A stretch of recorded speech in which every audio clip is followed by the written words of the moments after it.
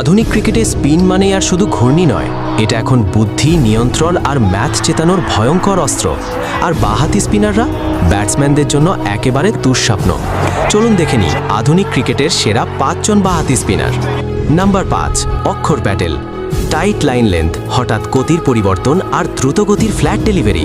Run আটকানো হোক বা দরকারের সময় উইকেট, চুপচাপ কাজটা করে যান Axar Patel. Number 4, Mitchell Santner.